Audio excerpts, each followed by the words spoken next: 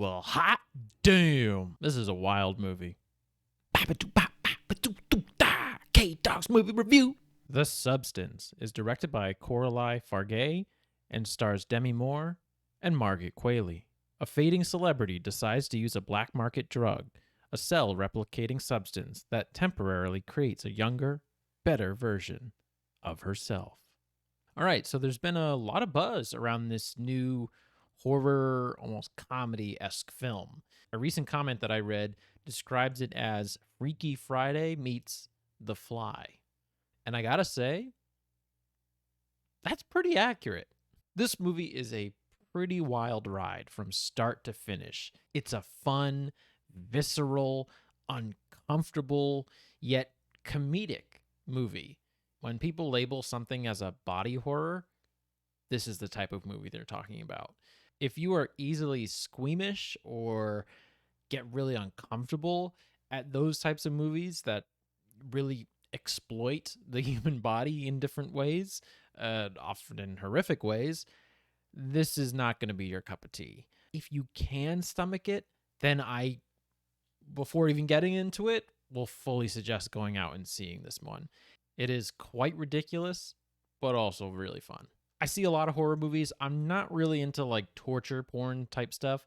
This isn't that, but generally with these types of movies, I'm not that squeamish. I can usually sit through it thinking, yeah, this is all fake. It's just for entertainment purposes, so it doesn't really bother me. However, there were a couple of scenes during this where I was like cringing in my seat. Everything about this movie is incredibly heightened. And I'll start off by saying that the sound design is fucking on point. I fucking loved the sound design in this. It's like they turned up the gain in all the microphones all of the way so that you could hear every minute detail. Just one of the first scenes in the movie, you've seen it in the trailer, is of Dennis Quaid eating shrimp. And it's so fucking gross and great at the same time. Like I said, it's so visceral. It really just, the camera is zoomed in on this guy's disgusting mouth as he devours these oily shrimp. You know, his fingers are all dirty. He's breathing heavily because he's trying to talk while eating. You can hear the crunching and the type sounds. It's fucking gross, but it's great at the same time. And this entire movie is that. Rarely does this movie ever let you chill for a second and just take you away from those types of moments. It really puts you into that heightened sense of, for lack of a better word right now, anxiety, I'll call it, throughout the entire runtime. Again, this is a body horror, and you've probably seen this in the trailer, but there are a lot of needles in this movie. Maybe a horror movie might have that one scene with the needle that makes you cringe for a second. This movie is that every 5 minutes. It is constant. We're constantly thrown into this celebrity's nightmare as she tries to get back into the limelight. She is a workout video celebrity that is losing all of her fame as time goes on because of age. Very early on, this isn't really a spoiler, Dennis Quaid is saying they want someone new, someone fresh, someone younger. And so, as the title suggests, she takes a substance to try and combat that, to bring back her old, beautiful self. And what ensues is a nightmare for Demi Moore. Demi Moore absolutely crushes this role. It is incredibly physical. Like I said earlier, the movie can go from being funny to sad to horrific, and she plays all of those different types of scenes incredibly well. It's not so much she's playing it straight throughout the whole runtime, it's that she's adapting to the type of scene that is happening. And so I thought she just did such a great job in this, an incredibly physical performance despite being very intimate. Like I said, this is a very claustrophobic movie. We really only have maybe like 2 or 3 different set pieces here. A lot of this movie is filmed just in her apartment. And so we have these very claustrophobic, intimate scenes that, again, are just so incredibly heightened by the sound design. I could not get over the sound in this movie. just to go back to it a bit, there's a lot of different moments to talk about. Without getting into spoilers, ones that really got me were those like stomach type sounds, those gurgling, liquidy, juicy, sloshing sounds that occur in one's stomach, especially when you're not feeling that well. We get a lot of that in this movie, and when it happened, it just put me on edge, but kind of in a fun way, in a good way. I didn't have an uncomfortable time with this movie. I enjoyed my time, but there was a lot of that. So again, if that stuff triggers you or really upsets you, don't watch this movie. It's not for you. But going back to the acting, Margaret Qualley also does a great job here. I'm not really sure of other things she's been in, but I'm a fan of hers now. She is great in this role. And similar to Demi Moore, she has to put on all different types of physical performances: comedic, horrific, sad, angry. There's a lot of emotion behind this movie. And my God, the practical effects. Fuck yeah, I will always champion practical effects. They were amazing to see in this movie. And it really puts you into that sense of believability in this movie. If something is sort of washed over and looks too clean with CGI, it's really hard to connect with it. It's really hard to put yourself in that scenario. But here, even though the premise and the things that occur in the movie are absolutely bonkers and ridiculous, you almost feel that realness to it. And that's due to the just incredible practical effects. It reminded me a lot of The Thing in a lot of ways, especially the third act of this movie. It's fucking awesome. I loved the use of practical effects in this one.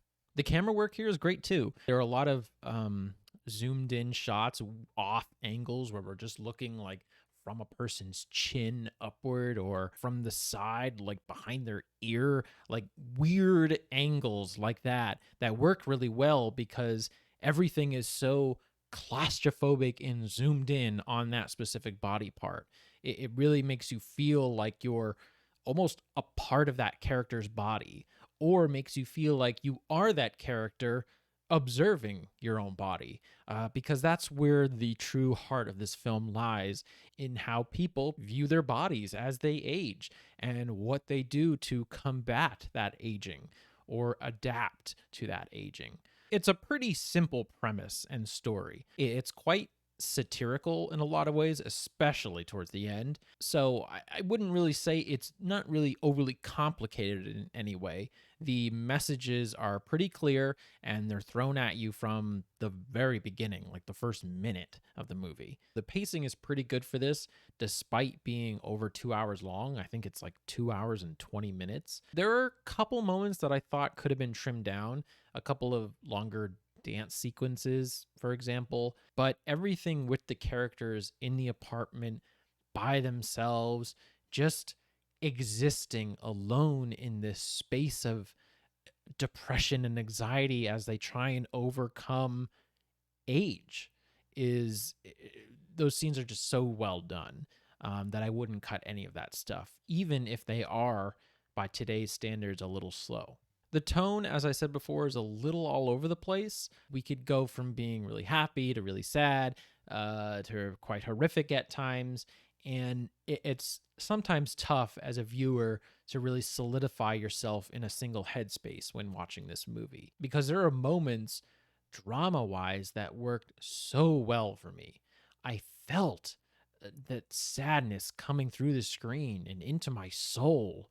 But then, especially towards the end of the movie, we can get quite campy and things are just dialed up to 1,000 in a good way. It's all great fun, but I found myself just sort of fluctuating with how I'm supposed to feel at the moment, which can be tough when watching a movie. Would you call it a comedy? I guess, but you'd also kind of call it a drama at times.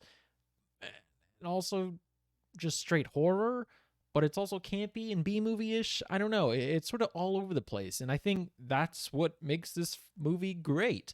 It does all of the things I think it sets out to pretty well. The only things I think I would critique, some of the scenes feel a little too extended, adding to a runtime. I'm just especially with streaming at home, modern day times. I don't want to sit in a movie theater for more than an hour and 45 minutes. Pretty much by the 2 hour mark, I gotta pee, man. I gotta go. I gotta get a drink of water or something. I gotta leave. I can't sit in that same space for so long. The only other thing I'll say is that there are moments in this movie where it feels like they're trying to remind the audience of certain things or really shove themes and messages down your throat. They'll often cut away to certain images repeatedly to show the audience, like, yeah, this is what this character's thinking about right now. Don't you get it? This is exactly what this character's thinking about. Do you get what we're trying to say?